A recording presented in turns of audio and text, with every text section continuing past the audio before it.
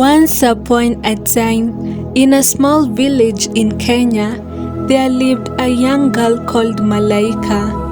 Malaika was born into a loving family, but tragedy struck when she was just a child.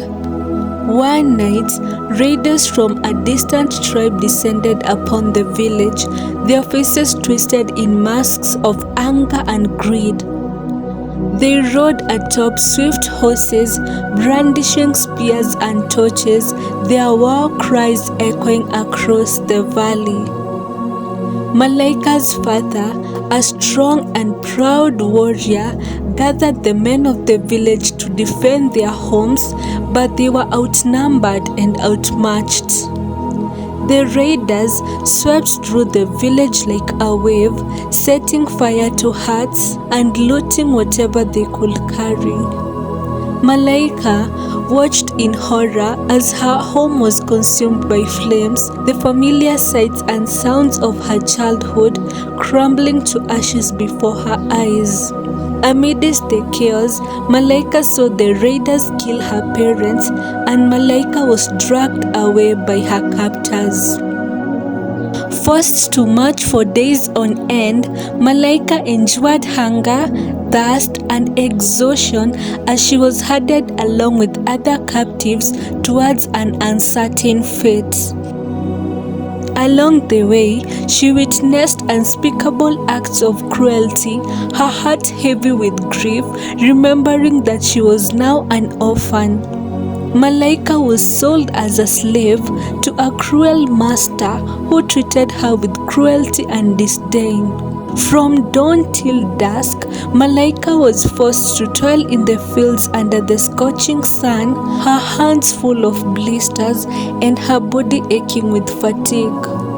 Her master took pleasure in refusing to give her food and water as punishment for even the slightest mistakes that Malaika did. He would then force her to do hard jobs on an empty stomach. There were even times when the master would lash out in anger, beating and whipping Malaika with a cruel leather strap until she was left bruised and bloodied. Despite all the challenges and abuse she faced, Malaika clung to the hope that one day, somehow, she would find a way to break free from her master and reclaim her freedom. So, one day, as Malaika was sitting under the tree, waiting for the sun to go down so that she would continue on toiling, she thought to herself, "Is this how I want my entire life to be? I have worked for this cruel master for 7 good years. I will not allow myself to continue working and getting mistreated again. I must escape and find a good life for myself." And so, after much thinking, Malaika came up with the perfect plan to finally escape her master's abuse. The plan was for Malaika to set the kitchen on fire, and because of this, all the guards will come and try to extinguish the fire, giving her a way to escape. And this is exactly what she did, and Malaika was able to escape from her master's home. As she was running, Malaika saw a traveling merchant passing through the village, and she approached him saying, "Please, sir, I am looking for a job. I can do anything you want me to do. I swear I can do anything. I can be carrying goods for you, washing your clothes. Just please don't let me die of hunger out here. I promise you, I am a hardworking girl." The traveling merchant, whose name was Kipsang, took pity on her and decided to give her a job and teach her how to do business.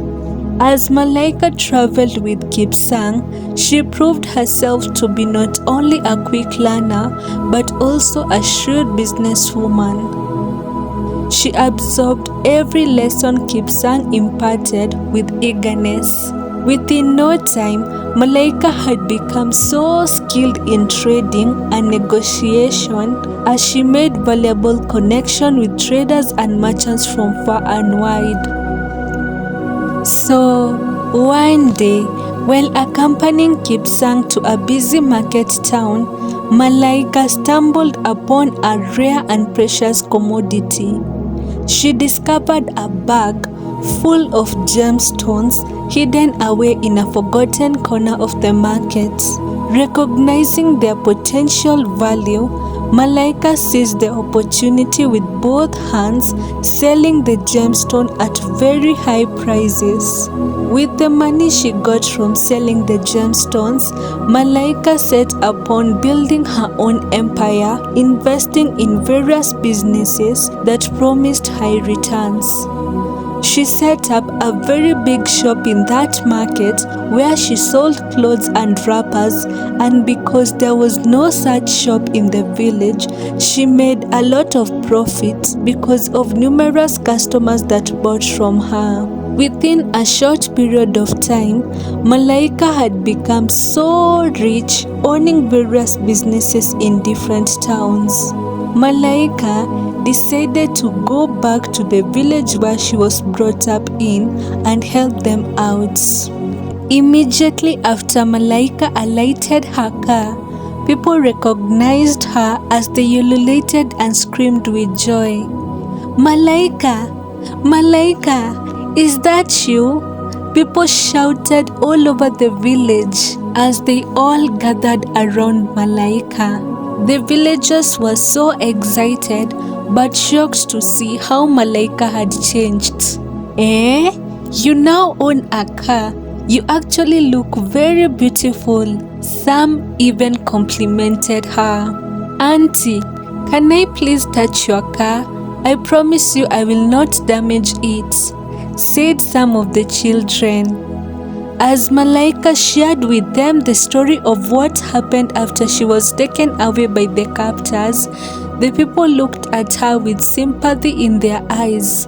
But people were shocked of how Malaika managed to turn her life around from a slave to a rich businesswoman. With her wealth, Malaika built the villagers better homes and she funded businesses for people in the village. Malaika did her best with the influence she had, and she was able to bring back all the villagers that had been sold as slaves back to their homes. People rejoiced as they reunited back with their loved ones, and Malaika's village became a happy place once again. So, what's the moral lesson? This story teaches us about the power of not losing hope. Although Malaika faced a lot of hardships, she did not lose hope and she kept looking out for opportunities with determination. No matter what you are going through right now, please, I beg you, do not lose hope. Your life can turn around at any moment as long as you don't give up on yourself. Anyway guys, that was it for today's story. I really hope that you enjoyed it and learned something out of it. I hope to see you in my next video. Kwaheri.